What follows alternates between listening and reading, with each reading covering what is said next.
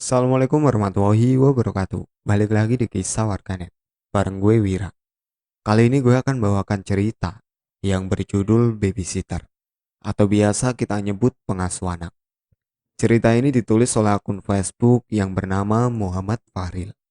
Jadi untuk teman-teman yang penasaran dengan cerita ini, tonton sampai akhir dan tak usah lama-lama lagi. Kita simak ceritanya.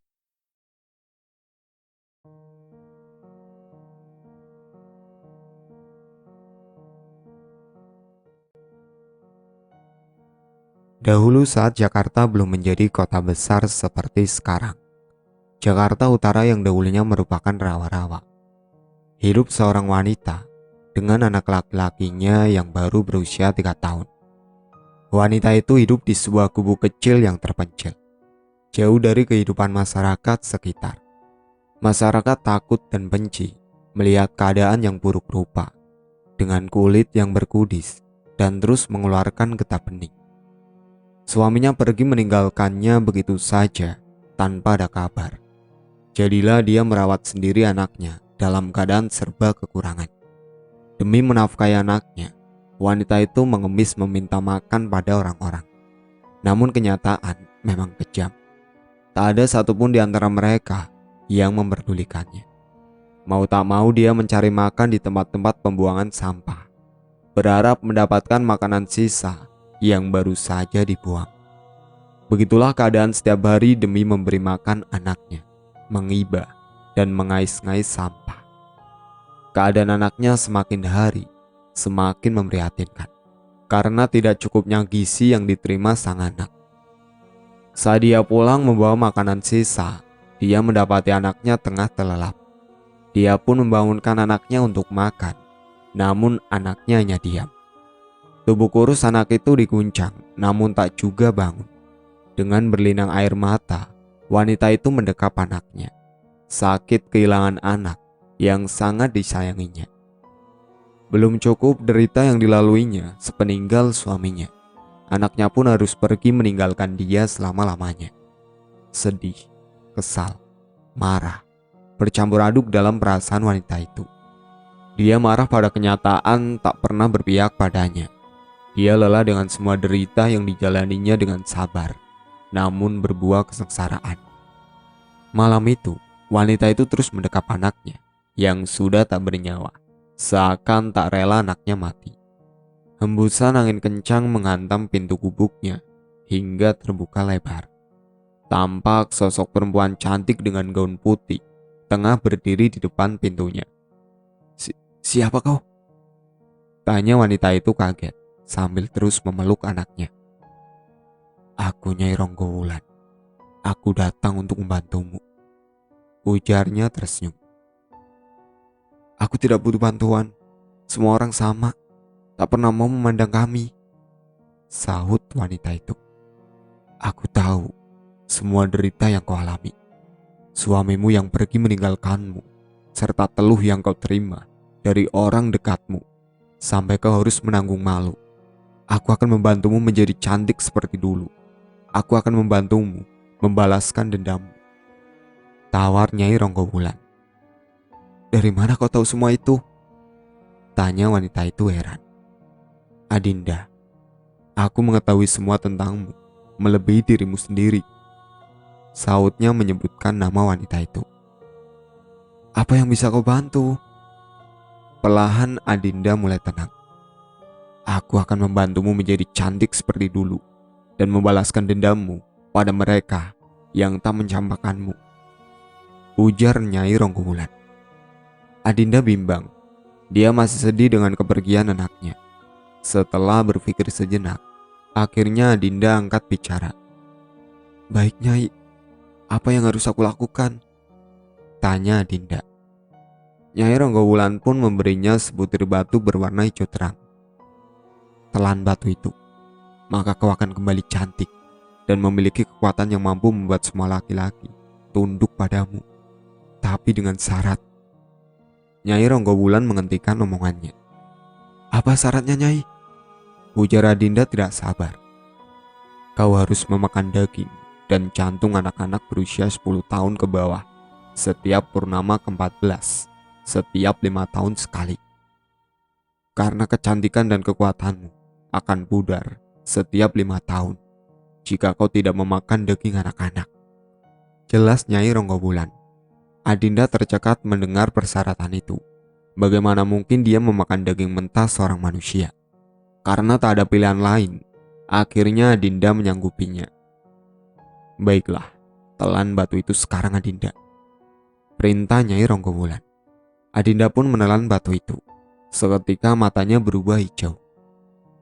Mulailah dengan daging anakmu Adinda, ucap Nyai Ronggobulan lalu berubah mengerikan, menampakkan wujud aslinya. Menjadi manusia setengah buaya dengan wajah yang mengerikan. Matanya besar, taringnya tajam, menjulang hingga leher dan matanya. Lidahnya menjulur-julur seperti ular. Adinda yang sudah dirasuki iblis dari batu itu, tanpa perasaan melahap anaknya sendiri, memakan dengan rakus setiap organ yang dia keluarkan dari tubuh anaknya. Pagi menjelang, Adinda terbangun dan merasakan ada yang menempel di tangan, mulut, dan badannya. Lengket berbau anyir. Adinda tersentak kaget melihat tubuhnya penuh darah, namun tak ada lagi kudis yang menempel di kulitnya. Dia menoleh ke kiri, mencari anaknya, dan tidak! Adinda menjerit histeris melihat anaknya yang tinggal tulang, tanpa daging. Tersisa juntaian usus di antara tulang itu. Tubuhnya lemas seketika. Perjalananmu baru dimulai Adinda. Terdengar bisikan di telinganya. Rumah yang besar, tak heran kalau pemiliknya adalah orang yang kaya. Halamannya begitu luas ditanami tanaman hias yang tertata rapi. Nampak beberapa mobil mewah berceceran di halaman rumah itu. Tiang-tiang kokoh menjulang tinggi pada rumah berlantaikan 3 itu. Benar-benar sebuah istana impian. Nyari siapa, Neng? Satpam rumah itu menyapa dengan ramah. Sukiryo, nama yang tertera di atas saku sebelah kanannya. Ah, begini Pak. Saya disuruh kepala penyalur pembantu dan babysitter untuk datang kemari. Apa benar ini rumah Pak Suryo? Jawabku seramah mungkin. Oh, babysitter ya? Tadi Tuan sudah pesan sama saya, kalau ada yang datang langsung disuruh masuk saja. Karena kebetulan Tuan sedang di rumah. Silakan masuk Mbak. Saut Pak Sukiryo lalu mengantarku menemui Pak Suryo, seorang konglomerat di kota ini. Permisi Tuan, ini orangnya sudah datang, ucap Pak Sukiryo pada Pak Suryo yang sedang membaca koran di ruang tamunya. Oh, silakan duduk, ucap Pak Suryo mempersilakanku duduk di kursi yang ada di depannya. Silakan Mbak, Pak Sukiryo menambahkan, lalu kembali ke posnya di dekat pagar pintu masuk rumah itu.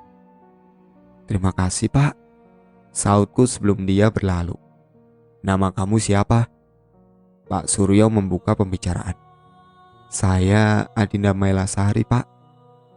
Berapa usia kamu? 21 tahun Pak. Apa pekerjaan kamu sebelumnya? Babysitter Pak. Kamu siap bekerja di sini? Siapa? Baiklah, kalau begitu, Bisumi. Pak Suryo memanggil pembantunya, dan tak lama orang yang dipanggil pun datang. Tunjukkan kamar Adinda, dia babysitter yang akan mengasuh Rangga dan Ringgu.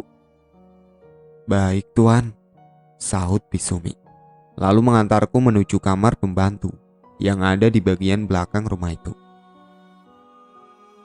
Rangga, Ringgu, ayo makan.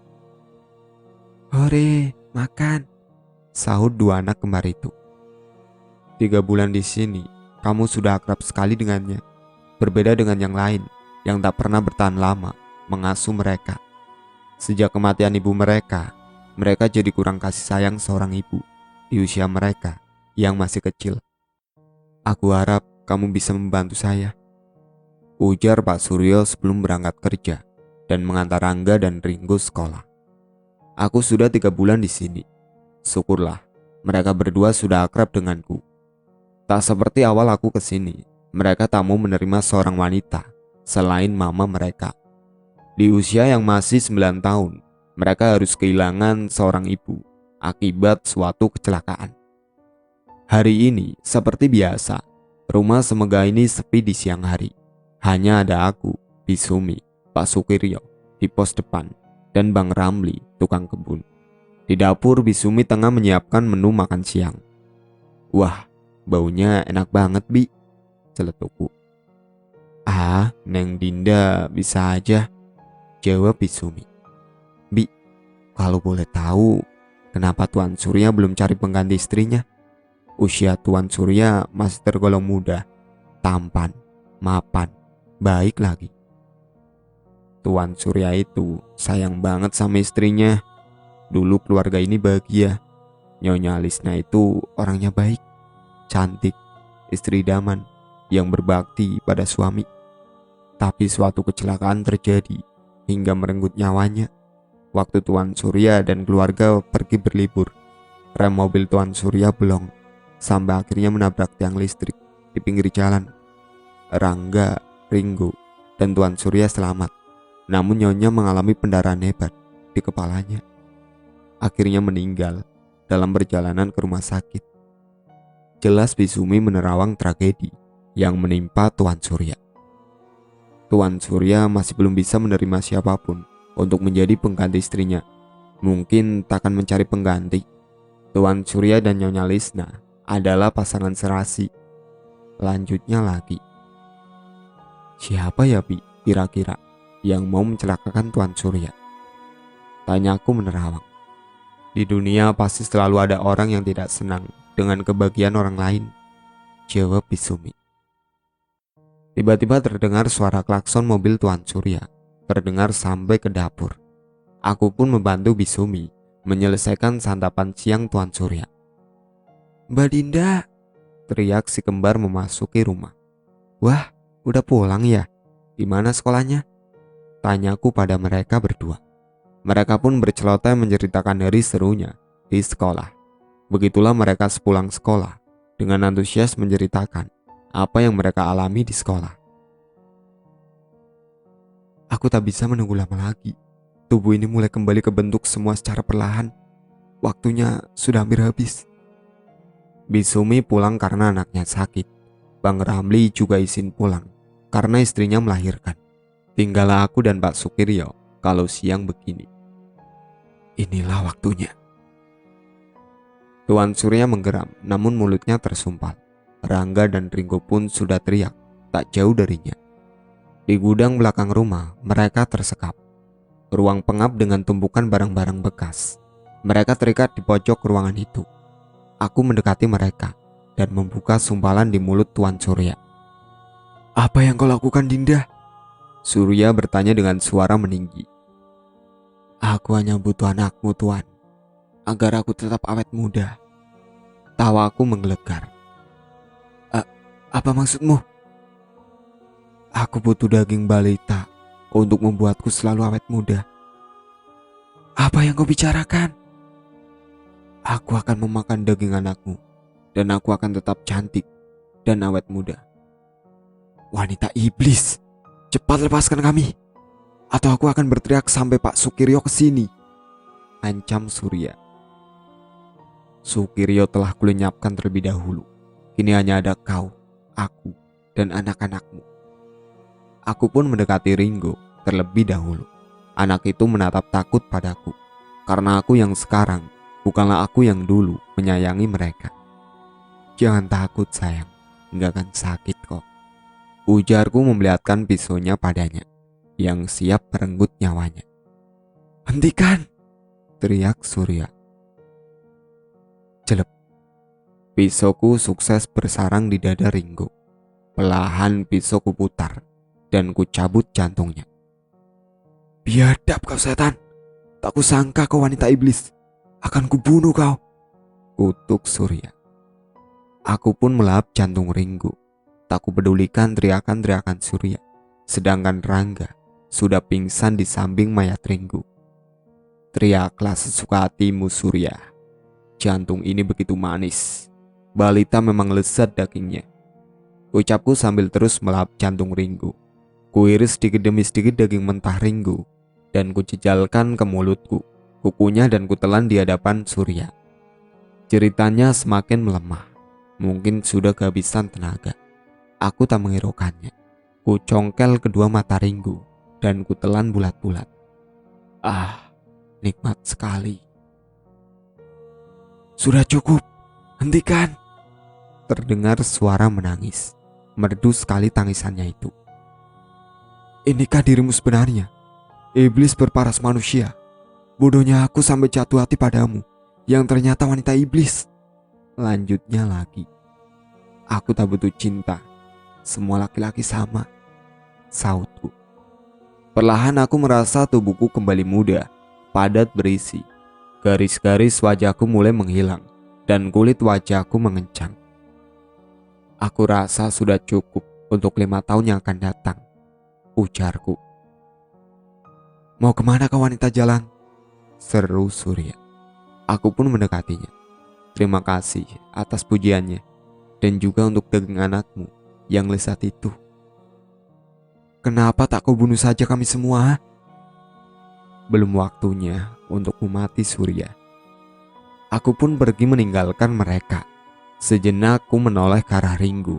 Tubuhnya bagian atas tinggal tulang dengan sedikit daging yang menempel. Bibirnya terkoyak karena tadi telah aku kunyah. Matanya bolong karena sudah bersarang di perutku. Aku pergi menembus pekatnya malam itu dengan bersimbah darah, menanti waktu berikutnya untuk mencari mangsa. 5 tahun lagi. Kebakaran, kebakaran, kebakaran. Teriak orang-orang sekitar tempat yang terbakar. Suara mobil pemadam menjerit-jerit silih berganti. Air menyembur dari selang pemadam yang berusaha memadamkan si jago merah yang sudah melahap 4 rumah yang berdempetan itu. Perkampungan padat di Logoa, Jakarta Utara itu baru kali ini terjadi kebakaran. Belum jelas penyebab terjadinya kebakaran itu. 2 buah rumah berhasil dipadamkan apinya. Di lantai atas salah satu rumah tampak sosok wanita berdiri dengan tenang di balik api. Seorang pemadam pun menyadari ada orang di rumah itu. Dengan berani, dia memasuki rumah itu dan berhasil menyelamatkan wanita itu. Dari rumah yang hampir terbakar keseluruhan itu, sang wanita tak menampakkan raut wajah ketakutan akan api. Tubuhnya pun mulus, tanpa noda abu. Sang penyelamat tak menyadari hal itu. Dia membawa wanita itu menjauh dari kobaran api. Wanita itu tersenyum manis, membuat pemadam yang bernama Hendro itu terpaku. Sadar api belum sepenuhnya padam, dia kembali membantu rekan-rekannya. Api pun berhasil ditaklukkan tanpa ada korban jiwa, walau kerugian cukup besar. Wanita tadi masih memperhatikan Hendro dari tempat dia berdiri tadi. Hendro pun menghampirinya. Kau tidak apa-apa, Nona? Tanyanya ramah. Aku tidak apa-apa kok, terima kasih. Tapi aku tak tahu harus tinggal di mana lagi. Aku tak punya saudara di sini, ujar wanita itu dengan raut muka sedih.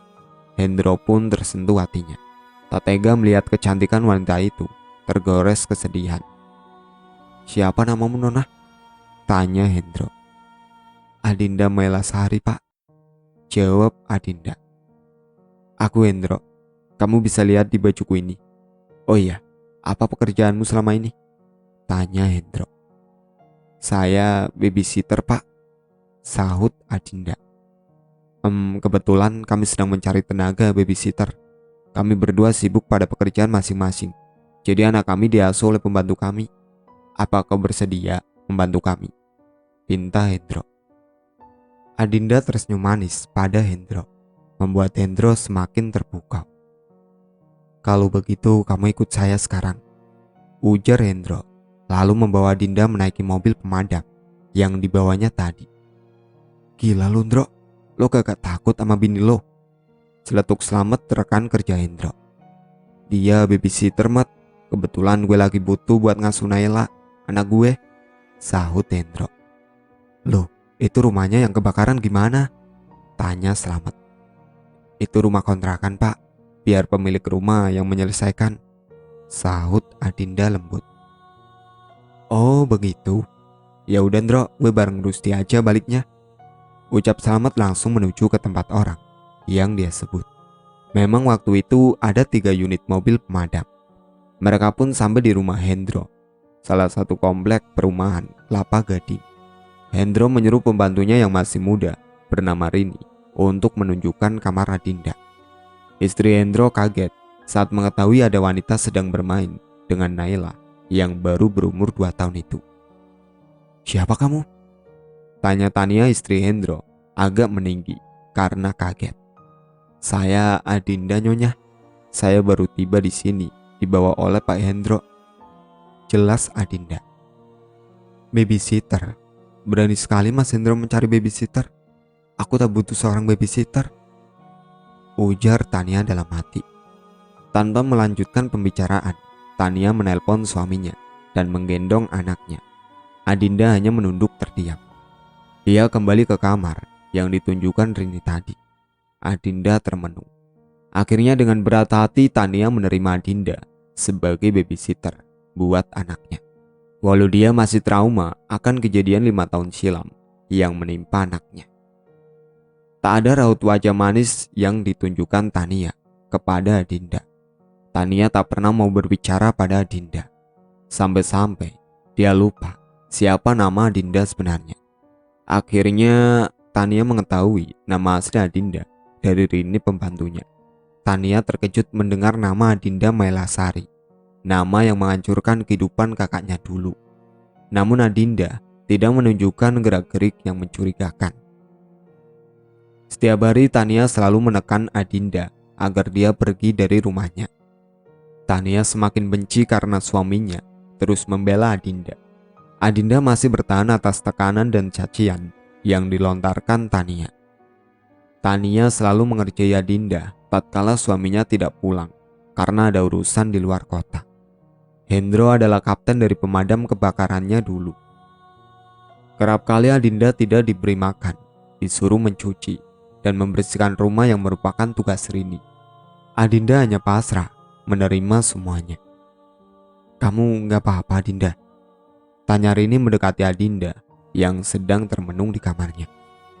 "Gak apa-apa kok Rin," jawab Adinda sambil tersenyum. Hari Rabu besok aku mau pulang kampung. Kakak aku nikahan dan minta aku menghadirinya.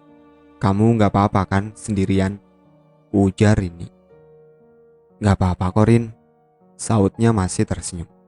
Rini khawatir pada Adinda akan perlakuan nyonyanya terhadap Adinda. Rinilah yang selalu menemani Adinda jika Adinda tengah termenung.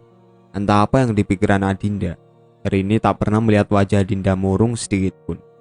Hari itu pun tiba di mana Rini akan pulang kampung. Dan tinggallah Adinda seorang diri mengerjakan tugas Rini sekaligus mengasuh Naila. Tania semakin menekan Adinda, bahkan sudah bermain fisik. Namun Adinda tetap diam. "Belum saatnya. Sebentar lagi," ucap sebuah bisikan. Hari Kamis Tania ada arisan dengan teman-temannya, sedangkan Hendro sedang tidak ada kegiatan. Siang itu Adinda sedang di dapur. "Adinda, bisa kamu buatkan aku kopi?" pinta Hendro. "Baik Pak." Adinda pun segera membuatkan pesanan majikannya. "Kenapa tanganmu Adinda?" tanya Hendro yang melihat luka memar di tangan Adinda. "Oh ini Pak, kemarin saya terpeleset di kamar mandi Pak," ujar Adinda berkilah. Tak ingin Hendro mengetahui perbuatan Tania itu. "Oh lain kali kamu hati-hati ya," ujar Hendro. Hendro pun meminum kopi itu sambil membaca koran. Tak ada rasa curiga sedikit pun. Naila sedang asik bermain sendiri di sampingnya. Perlahan-lahan Hendro pun mengantuk dan akhirnya tertidur. "Kok perasaan aku tidak enak ya?" batin Tania yang sedang arisan. "Ibu-ibu, saya permisi dulu ya. Ada urusan mendadak," pamit Tania. Tania pun segera keluar dan mulai melajukan mobil Jazz merahnya. Tania nampak gelisah. Dia merasakan ada hal buruk yang sedang terjadi pada keluarganya. Waktu sudah menunjukkan pukul 8 malam. Jalanan tampak tak begitu ramai malam Jumat itu lenggang. Benar saja, ketika Tania sampai di rumahnya, dia tidak menemukan siapa-siapa. Sepi dan pintunya terbuka. Dengan mengendap-endap, Tania menelusuri rumahnya dengan sebilah belati perak yang diambil di lemari panjang rumahnya. Tak ada siapa-siapa sampai dia mendengar suara orang terbekap yang berasal dari belakang rumahnya. Perlahan dia cari asal suara itu. Suara itu berasal dari kamar kosong di samping kamar ini. Tania membuka pintu dan alangkah kagetnya, dia mendapati suaminya tengah terikat dan mulutnya tersumpal. Di sampingnya seorang wanita menunduk membelakanginya. Wanita itu menoleh seketika. Adinda dengan mulut yang bersimbah darah menyeringai tajam pada Tania. "Biadab kau, apa yang kau lakukan?" bentak Tania. "Aku sedang menyantap anakmu," sahut Adinda dengan tawa yang mengerikan. Dia pun melesat ke arah Tania. "Kau harus mati, Tania," lanjutnya lagi. Namun Tania refleks menancapkan belati perak tadi tepat di perut Adinda. "Bajingan kau wanita iblis, rasakan ini." Tania menancapkan belatinya semakin dalam. "Ah!" bekik Adinda, lalu terkapar di lantai ruangan itu. Perlahan-lahan tubuhnya mengeriput, darah mengalir dari setiap lubang di tubuhnya. Tubuhnya mengering, bola matanya meloncat dari sarangnya. Adinda terus mengerang mengerikan sampai akhirnya tubuhnya mengering dan tinggal tulang. Ternyata perak itu adalah kelemahan wanita iblis seperti Adinda. Tania histeris melihat anaknya yang sudah tak utuh lagi. Separuh tubuh anaknya sudah habis digerogot oleh Adinda. Bola matanya sudah tidak ada lagi. Isi perut anaknya terburai keluar. Tania tak menyangka kejadian yang menimpa keponakannya Ringgu 5 tahun yang lalu akan menimpa anak pertamanya. Dia pun melepaskan suaminya. "Anak kita, Pak," ujar Tania membendung kesedihannya. "Kita ikhlaskan saja, Mah. Sekarang wanita iblis itu sudah tidak ada lagi," sahut Hendro yang juga tak mampu membendung kesedihannya. Sepasang mata memperhatikan mereka dalam kegelapan. Sudut pandang Rini. Rini sedang sibuk mempersiapkan acara pernikahan kakaknya. Pestanya tidak terlalu megah, namun meriah karena dihadiri seluruh warga desa Kalirejo yang berada di Sragen, Jawa Tengah. Tersirat raut bahagia menghiasi senyum mempelainya. Rini turut senang melihat kakaknya menikah. 3 hari sudah berlalu sejak pernikahan itu. Arman dan Retno berbulan madu ke Surabaya. Di rumah tinggal Rini, Siska adiknya yang baru berumur 10 tahun, dan ibunya Sutini. Bapak Rini sudah lama meninggal, sehingga Rini mau tak mau merantau ke Jakarta demi menghidupi adik dan ibunya. Sedangkan Mas Arman tak pernah membantunya. Walau begitu, ibunya ya pernah marah pada Arman, lelaki satu-satunya itu. "Nak, kapan kamu balik kerja di Jakarta?" tanya ibunya dengan logat Jawa yang ketat. "Seminggu lagi, Bu. Rini mau istirahat dulu," sahut Rini lembut. Malam itu mereka tengah berbincang di teras rumah. Desa itu selalu sepi jika malam menjelang, tak seperti di kota yang selalu hidup 24 jam. Di sini pukul 8 malam saja sudah lenggang, tak ada yang berkeliaran malam. Bu Sutini pun beranjak masuk ke kamar untuk beristirahat disusul Siska. Rini masih termenung di teras rumahnya. Entah kenapa, pikirannya tertuju pada Adinda. Perasaannya tidak tenang, khawatir akan nasib Adinda. Rini belum tahu siapa Adinda sebenarnya. Tak lama kantuk pun menyerang Rini. Dia pun beranjak menuju kamar dan tidur. "Rin, tolong aku," ujar Adinda melambaikan tangannya. "Kamu kenapa, Adinda?" tanya Rini sambil terus mengejar Adinda. Namun Adinda seperti terseret mundur. Rini berhenti sejenak. Nafasnya terengah-engah mengejar Adinda. Rini memperhatikan sekitarnya. Dia berada di hutan. Ada sebuah gubuk kecil dengan diterangi seberkas cahaya, seperti cahaya lilin. Rini pun menghampiri gubuk itu tanpa permisi. dia membuka pintu gubuk itu dan alangkah terkejutnya Rini mendapati sosok mayat kering, hanya tinggal tulang tanpa daging, tergolek lemas di lantai gubuk itu. Sosok itu menoleh dan berkata, "Tolong aku, Rin, tolong aku." Lirih sosok itu. Siapa kamu?" ucap Rini terbata-bata. "Aku Adinda, Rin," lanjut sosok itu yang bernama Adinda. Tidak mungkin kau Adinda," saut Rini tak percaya. Sosok itu pun berdiri dengan susah payah dan menunjukkan gelang yang diberi Rini dulu. "Aku Adinda, Rini," ucapnya lagi menunjukkan gelang itu. "Apa yang terjadi denganmu, Adinda?" tanya Rini. Tak terasa air matanya menetes. "Kemarilah, Rini, aku butuh bantuanmu," himbau Adinda. Serasa dihipnotis, Rini pun mendekat. Seiring Adinda menyentuh Rini, sosok wanita dengan rambut tergerai panjang, badannya yang tulang dibaluti baju kusam, mendekati tubuh Rini yang sedang bermimpi dan masuk ke tubuhnya. Udara pagi yang dingin menelusup ke kamar Rini yang terletak di samping rumahnya, yang langsung menghadap persawahan luas. Rini tak sadar bahwa jendela kamarnya terbuka dari semalam. Hembusan angin pagi membangunkannya. Seperti tak pernah terjadi apa-apa, dia pun menuju dapur dan mengambil wudhu. Selesai sholat, dia kembali di kamar untuk melanjutkan tidur, karena waktu masih pukul 5:35 pagi. Di Sragen, waktu itu masih gelap. Ketika Rini hendak menutup jendelanya, astagfirullahaladzim, tepat di depan jendelanya berdiri sosok Adinda yang kering dan bersimpah darah. Dia menjulurkan tangannya dan melayang mendekati Rini. Rini menutup jendelanya dan berlari ke ranjangnya. "Tak usah takut, Rini, karena sekarang aku adalah kamu," ujar Adinda. "Tidak." Rini pun terbangun. Ternyata dia bermimpi lagi.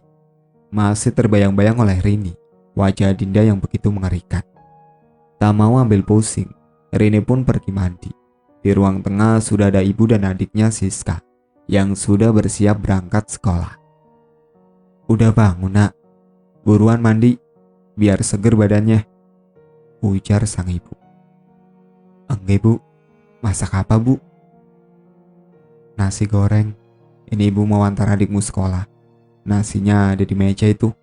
Ibu berangkat dulu ya," ujar Bu Sutini. Siska pamitan sama Rini dan berangkat sekolah bersama ibunya. 3 hari Adinda tidak pernah datang lagi dalam mimpi Rini. Malam itu Rini seperti biasa berkumpul di teras bersama ibu dan Siska, bercerita bagaimana pengalamannya selama bekerja di Jakarta. Rini menceritakan tentang Adinda pada ibunya, seorang wanita yang tegar menerima cacian dan perlakuan majikannya di matanya. Lalu Rini menceritakan mimpinya 3 hari yang lalu tentang Adinda yang mendatanginya dan meminta tolong padanya. Ibunya mencoba menelaah arti mimpi sang anak. Sebagai orang tua, naluri Bu Sutini lebih peka dibanding Rini. "Begini, Nak, mimpi itu bangun tidur. Kalau kamu mimpi seperti itu, jangan sampai lupa baca istighfar, biar hatimu tenang," ujar ibu menenangkan. "Iya, Bu, rasanya Adinda itu kena musibah, Bu. Aku takut kalau ingat wajahnya. Badannya cuma tinggal tulang, mata dan hidungnya penuh darah, Bu. Pokoknya mengerikan wajahnya, Bu," terang Rini. "Ya sudah malam, buruan tidur. Jangan kamu ingat-ingat lagi," ucap ibu menyuruh mereka tidur. Rini pun beranjak ke kamarnya. Ibu tidur berdua dengan Siska di kamar lainnya yang terletak bersebelahan dengan kamarnya. "Aku lapar, Rin. Ini sudah waktunya," ujar Adinda lirih. Perlahan tubuh Rini beranjak keluar rumahnya, berjalan entah kemana. Keesokan harinya, Rini terbangun dengan darah yang sudah mengering di tangan, baju, dan wajahnya. Rini shock dan langsung berlari ke sumur, membersihkan diri, dan membuang bajunya yang penuh darah. Warga dihebohkan dengan hilangnya anak perempuan Pak Wayan yang baru berumur 8 tahun. Setelah ditelusuri, warga menemukan bekas darah yang mengarah pada semak-semak di belakang rumah Rini. Warga terkejut bukan kepalang menemukan jasad anak Pak Wayan yang hanya tinggal tulang dan isi perutnya yang masih tersisa. Warga yang melihat bergidik ngeri melihatnya. Bahkan ada yang muntah-muntah di tempat itu. 3 hari berturut-turut warga kehilangan anak kecil dan ditemukan dengan kondisi yang sama, namun di tempat yang berbeda. Rini menyadari kalau itu perbuatan Adinda yang menggunakan tubuhnya.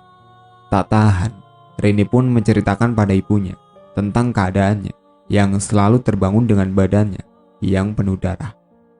Ibunya shock mendengar hal itu, hampir saja pingsan mendengar kenyataan pahit itu. Setelah agak tenang, barulah beliau mulai berpikir. Bu Sutini melihat ke arah Siska. Beliau takut kalau Siska yang akan jadi korban. Terlebih pelakunya adalah Rini, kakaknya sendiri. Tepat jam 12 malam, Rini kembali didatangi oleh Adinda dalam mimpi. "Hentikan semua ini, Adinda," bentak Rini. "Aku belum akan berhenti sampai kau memakan 5 orang anak. Dengan itu aku bebas menggunakan tubuhmu dan rohmu akan terbelenggu selamanya di sini, di alam mimpi." Tawa Adinda memekakan telinga Rini. "Aku bukanlah budakmu, wanita iblis. Sejak kau menyentuhku, saat itulah tubuhmu kukendalikan, walau belum sepenuhnya." Tawa Adinda semakin mengerikan. Sementara itu tubuh Rini mulai bergerak keluar. Ibunya menyadari suara langkah kaki Rini. Bu Sutini yang sedari tadi belum tidur karena memikirkan nasib anaknya, mulai mengikuti kemana tubuh Rini pergi. Rini mengarah ke rumah Pak Samin yang berada tak jauh dari rumahnya. Pak Samin memang memiliki seorang anak berusia 9 tahun, Nendi namanya. Bu Sutini kalah cepat dengan Rini, hingga Rini pun berhasil membawa Nendi ke dalam semak-semak. Warno dan Trisno yang sedang meronda melihat Rini yang sedang berlari ke dalam semak. Mereka pun mempersiapkan alat mereka dan mengejarnya. Mereka kehilangan jejak dalam semak-semak. Perlahan terdengar suara menggerisik di balik semak-semak. Mereka pun menghampirinya dengan senjata yang sudah siap di tangan mereka. Mereka mulai mendekat dan Rini dengan lahapnya menyantap tubuh Nendi. Sontak Warno dan Trisno kaget bukan kepalang. Tepat di depan mereka seorang wanita kanibal tengah menyantap manusia. Terlihat santapannya sudah habis separuh dan usus yang masih kecil itu terbusek keluar. Sungguh mengerikan. Rini menyadari keberadaan mereka. Dengan mata yang merah dan mulut serta badan yang penuh darah, Rini menerkam Warno, bak harimau menerkam mangsa. "Ah!" teriak Warno. Warno terjatuh dan Rini sudah berada di atasnya. Wajah mengerikan Rini hendak menggigit Warno. Dengan cepat Trisno menancapkan sebuah belati di punggung Rini. "Ah!" teriak Adinda. Dan Rini pun kembali pada tubuhnya yang telah tertancap belati.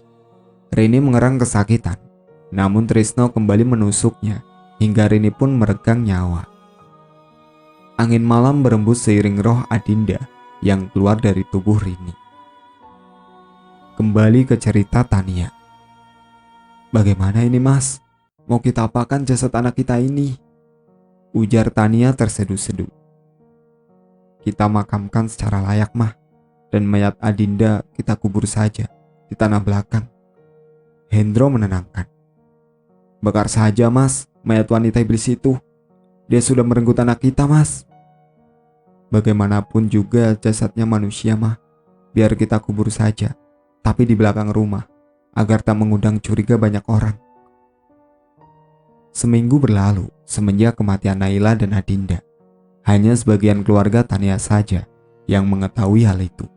Surya, kakak Tania, sok mendengar kabar mengerikan itu. Hal serupa yang telah merenggut Ringgu, salah satu anak kembarnya 5 tahun yang lalu. Sekarang usia Rangga sudah 14 tahun. Surya dan Rangga masih menginap menemani Tania, sebab Hendro harus tetap menjalani tugasnya sebagai kepala pemadam. "Mas benar-benar tidak menyangka kalau Adinda ada di sini. ucap Surya membuka pembicaraan. Setelah lama larut dengan pikiran masing-masing di ruang tengah. Aku sudah ada firasat buruk, Mas, sejak wanita setan itu masuk ke rumah ini, sahut Tania. Bagaimana awalnya dia datang kemari, Tania? Mas Hendro yang bawa dia kemari, Mas. Dia korban kebakaran di Lagoa beberapa waktu yang lalu. Mas Hendro terlalu berhati lembut, tak pernah peka akan hal buruk.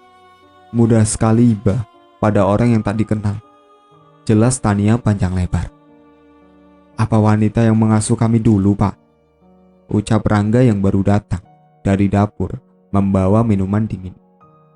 Iya enggak? Kamu masih ingat kan? Tanya Surya. Bagaimana aku lupa, Pak? Di depan aku dia menghabisi Ringo. Sungguh mengerikan. Rangga bergidik ngeri. Lalu bagaimana dia bisa kebunuh, Tania? Tanya Surya. Karena tadi Tania sempat memberitahukan kematian Adinda. Aku menusuknya dengan belati perak yang ada di lemari panjang itu. Tania menunjuk ke lemari yang berisi piring-piring hias dan beberapa barang antik. Apa yang terjadi saat kau menusuknya? Dia menjerit dan menggelepar di lantai, Mas. Lalu tubuhnya mengerut bersamaan dengan darah yang keluar dari tiap lubang di tubuhnya. Jelas Tania. Berarti kelemahannya pada belati itu, Tante, sahut Rangga. Iya, Tania. Sepertinya Rangga benar. Atau mungkin perak kelemahannya. Surya menerka-nerka. Lalu dari mana belati itu berasal, Tania? Lanjutnya lagi. Itu aku dapat dari kenalan saya di Solo, Mas. Hendro tiba-tiba saja muncul. Oh, sudah pulang kamu, Hen? Sahut Surya. Iya, Mas. Tadi ada sedikit urusan di kantor. Jadi saya telat pulang. Biasanya jam 5 sore. Sudah di rumah. Sekarang sudah jam 7. Jawab Hendro. Mau kupanaskan air untuk mandi, Mas? Ujar Tania. Iya, Mah. Badanku lengket sekali sepertinya. Sahut Hendro. Tania pun beranjak ke belakang. Obrolan Surya dan Hendro pun berlanjut. Rangga hanya mendengarkan di samping ayahnya. Sudah siap airnya, Mas? Mandi dulu, biar seger badannya. Tania muncul dari dapur. Iya, Mah. Aku mandi dulu ya, Mas. Ujar Hendro sambil berlalu ke belakang. Pembantumu belum ada kabar, Tania? Tanya Surya. Belum, Mas. Apa tidak kau coba menghubunginya? Sudah aku hubungi dari kemarin. Tidak ada jawaban, Mas. Coba kau telepon sekarang, ujar Surya. Tania pun mengambil HP-nya dan mengetik beberapa nomor. Tersambung, Mas, ucap Tania. Halo, dengan Rini? Tania mengawali pembicaraan saat teleponnya dijawab. Beberapa menit kemudian wajahnya berubah terkejut. Air matanya menetes di kelopak matanya. Surya dan Rangga keheranan melihatnya. Ada apa, Tania? Tanya Surya bingung. Rini, Mas, ucapnya terbata-bata. Kenapa Rini, Tania? Surya semakin penasaran. Rini baru saja meninggal kemarin, Mas. Tadi ibunya yang menjawab. Beliau menjelaskan kematian Rini yang tak wajar. Tubuhnya dikendalikan oleh Adinda untuk memakan anak-anak berusia di bawah 10 tahun di desanya. Jelas Tania terbesit raut ketakutan di wajahnya. Apa? Bagaimana bisa? Surya dan Rangga sama-sama terkejut. Beliau bilang bahwa setelah pernikahan kakaknya, Rini didatangi Adinda dalam mimpi, Mas. Sudah 3 orang anak yang menjadi korbannya. Lanjut Tania. Itu berarti dia akan hidup 15 tahun lagi, ujar Rangga. Iya, Tania. Dulu dia sempat mengatakan bahwa setiap anak yang dimakannya akan memperpanjang usianya selama 5 tahun. Sambung Surya. Tapi, Mas, bukannya Rini sudah meninggal dan tubuh Adinda pun sudah kami kubur, sahut Tania cemas. Di mana kau kubur jasad Adinda? Tanya Surya. Di samping gudang di belakang rumah, Mas. Ayo kita lihat sekarang. Aku merasakan firasat buruk, Tania. Segera saja Surya, Rangga dan Tania menunjuk tempat dikuburnya jasad Adinda. Nihil. Gundukan tanah itu menjadi berlubang tanpa isi. Kita terlambat, Tania, ujar Surya. Bagaimana ini, Mas? Dia hidup kembali, sahut Tania gemetaran. Tenang, Tante, kita pasti bisa melenyapkannya, ujar Rangga menenangkan. Hendro yang baru saja selesai mandi tak menyadari apa yang tengah terjadi di luar. Hendro membuka lemari kaca di kamarnya untuk mengambil pakaian yang akan dikenakannya. Saat lemari ditutup, Adinda? Hendro kaget melihat sosok Adinda telah berdiri di belakangnya. Wajahnya dan tubuhnya penuh bercak darah kering. Kau sudah mati, Adinda, ucapnya terbata-bata. Berkat Rini, aku bisa hidup kembali, ucapnya liris sangat mengerikan. Apa yang kau lakukan pada Rini? Tanya Hendro gemetar. Dengan tubuh Rini, aku berhasil memakan 3 orang anak manusia, dan dia telah mati. Kini giliranmu, Hendro. Adinda melesat cepat ke arah Hendro dan bersiap menikamnya dengan pisau yang sudah digenggamnya. Hendro berusaha lari ke arah pintu, namun naas, langkahnya kalah cepat dengan Adinda. Pisau Adinda sukses bersarang di jantungnya. Hendro terkapar bersimbah darah, memenuhi tubuh dan handuknya. Mas Hendro? Itu suara Mas Hendro, Mas. Tania cemas mendengar teriakan Hendro. Ayo kita segera ke kamar Hendro, Tania, sahut Surya. Mereka bertiga segera menuju ke kamar Hendro. Tidak, gak mungkin. Mas Hendro, gak mungkin. Tania histeris mendapati suaminya tergeletak tak bernyawa dengan sebilah pisau menembus jantungnya. Pak, lihat itu, ujar Rangga menunjuk pada lemari kaca. Terdapat tulisan yang ditulis dengan darah. Aku datang untuk kalian. Ayo kita keluar dari sini, Rangga, Tania, ajak Surya. Keluar ke wanita iblis, aku akan membunuhmu, ujar Tania menantang. Kaca pada lemari dan jendela pun pecah seketika. Angin berembus kencang memasuki kamar. Lampu pun padam. Tania menjerit. Tania, apa yang terjadi? Surya terkejut, namun tak ada jawaban. Rangga, tetap di samping papa, lanjutnya lagi. Iya, Pak. Lampu kembali menyala. Surya dan Rangga terperanjat melihat Tania sudah tak bernyawa, dengan leher yang hampir putus. Matanya terbelalak. Rangga, ayo kita keluar dari sini. Surya mengajak anaknya keluar. Saat sampai di ruang tengah, Adinda muncul di depan mereka. Surya pun mundur. Rangga, cepat lari. Tapi aku gak mau papa dibunuh olehnya. Pasti ada jalan lain, Pak. Sudah, cepat kau pergi, Rangga. Papa akan menahan dia. Kalian tak akan kubiarkan hidup, tawa Adinda menggetarkan kaca pada lemari panjang di ruang tengah itu.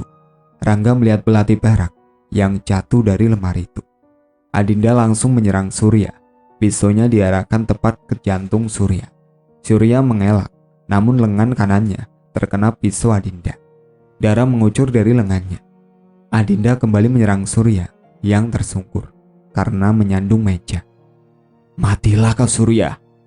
Adinda sudah mendekat kepada Surya dan siap menikamnya. Tidak semudah itu kau membunuh papaku, wanita iblis.